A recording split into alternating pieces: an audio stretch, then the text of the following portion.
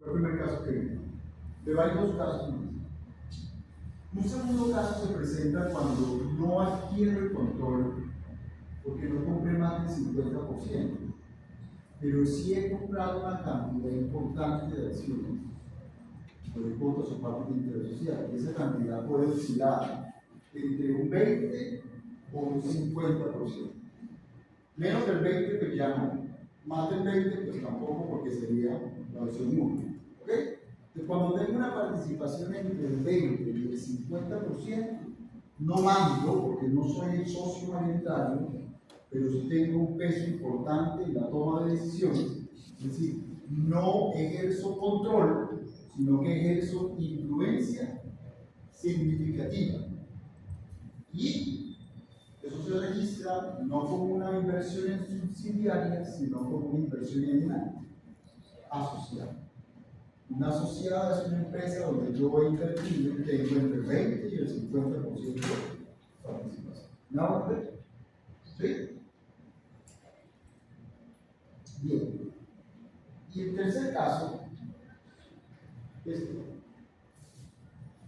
son de empresas muy raras, realmente muy raras, donde no importa quién tenga el porcentaje más alto, más bajo. En este tipo de empresas, para que una decisión se pueda tomar, simplemente todos los socios tienen que estar de acuerdo. O sea, tiene que haber una decisión unánime. Y no importa si un socio tiene más participación que otro, es irrelevante. O todos en la cama, o todos.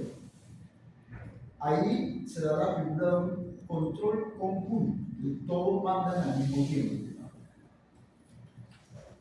Y se llamaría una inversión en un negocio conjunto. Un negocio conjunto es una empresa en la que yo he comprado acciones o cuotas o parte de interés social, pero esa empresa en sus estatutos se rige por decisiones unánimes. Los ejemplos son muy raros. Lo que más se parece en Colombia a un negocio conjunto puede ser consorcios y uniones temporales. ¿Me explico? Una empresa constructora quiere ganarse una licitación del distrito de Cartagena para la pavimentación de la vía que va hacia Playa Blanca, Unido Playa Blanca. ¿Entendido? Eso es una locura. Cuando uno ya termina la zona asfaltada y va a entrar a la playa 19, los huecos horribles. ¿Sí? Entonces, suponga que el distrito va a pavimentar eso, pero obviamente el distrito no es quien hace eso. Él tiene que contratar a una empresa para poder contratar con un Estado hay que cumplir una serie de requisitos, entre los cuales está capacidad técnica, económica, etc. Que es probable que una sola empresa no sea capaz de cumplir con todos los requisitos. ¿Cierto? Entonces, dos o tres constructoras se unen, crean una empresa donde los tres son dueños de este proyecto, solo para aprender esta licitación y poder ganar. ¿Vale? Usualmente en ese tipo de casos lo que se hace es que todos deciden al mismo tiempo, lo que más se parece a un negocio público. ¿Sí me va a entender? Entonces, cuando no hay más del 50%, cuando no se tiene entre el 20 y el 50%, o cuando no hay control conjunto, es cuando finalmente hablamos de un instrumento.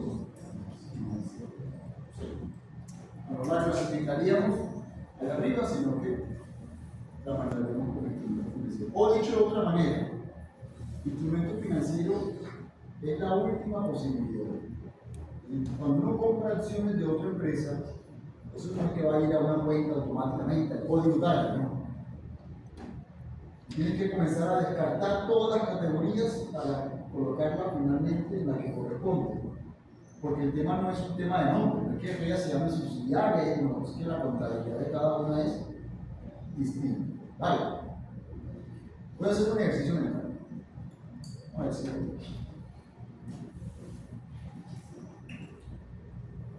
suponga que una empresa cualquiera, una sociedad anónima, necesita plata para financiar un proyecto grande, como decimos hace un rato, 3.000 millones de pesos. Y hace un rato mencionamos a dos posibilidades de conseguir esa plata. Una, bonos. La otra, préstamo. ¿Vale? Pero hay una tercera posibilidad, que hay muchas, pero hay una tercera posibilidad interesante. Y si emitimos acciones, y lo que hacemos es vender acciones para que esos 3.000 millones de pesos entren como capital. Y el capital tiene unas ventajas enormes frente a las otras dos. Bueno, cuando tú le das un préstamo a un banco, o incluso con bonos, por muy largo que sea el bono, 20 años, tarde o temprano esa plata la tienes que devolver. Al banco se la devuelves en cada cuota, al bono al final, pero a la larga se la tienes que devolver. La segunda preocupación que te queda, es que el préstamo al banco y el bono suelen ser de renta fija. ¿Eso qué significa? Que al banco o al comprador del bono no le interesa si tuviste pérdidas, si tuviste ganancias, eso no es un problema de él, porque usted le tiene que pagar sus intereses en su casa. ¿No? En cambio, cuando yo me financio emitiendo acciones, recibo la plata emitiendo acciones, no tengo que pensar en devolver esa plata. La única posibilidad en que yo como empresa deba devolver esa plata es que al final la empresa liquide. Mientras tanto, el capital es permanente. Es el pasivo de más largo plazo. Es un pasivo. La plata hay que devolverla. Y lo segundo es, me preocuparé por pagar rendimientos sí, solo si tengo ganancias. Si no tengo ganancias, ¿por qué tengo esa preocupación? ¿Me hago entender? Entonces, esta empresa sale a buscar sus 3.000 millones de pesos emitiendo una cantidad específica de acciones que le dio resumar.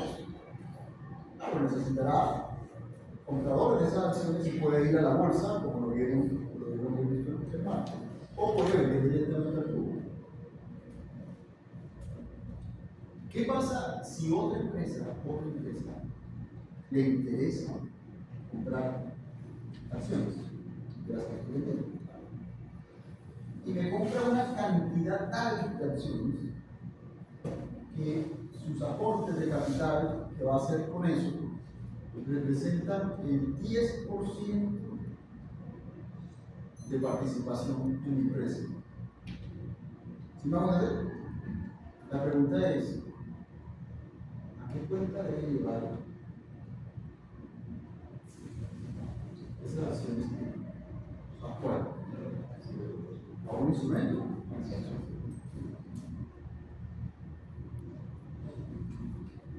No necesariamente. Hay otra posibilidad.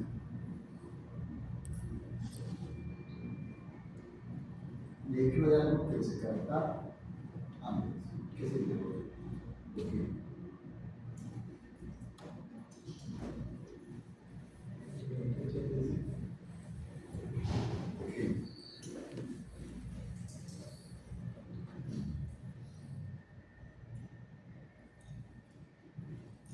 puede ser un cambio de regla. Cambio sutil. La otra empresa compró tantas acciones, increíble la cantidad que compró, que se hizo dueña de una participación del 60% de la empresa. ¿Cómo debería contabilizar? 60%. El patrimonio, ¿no?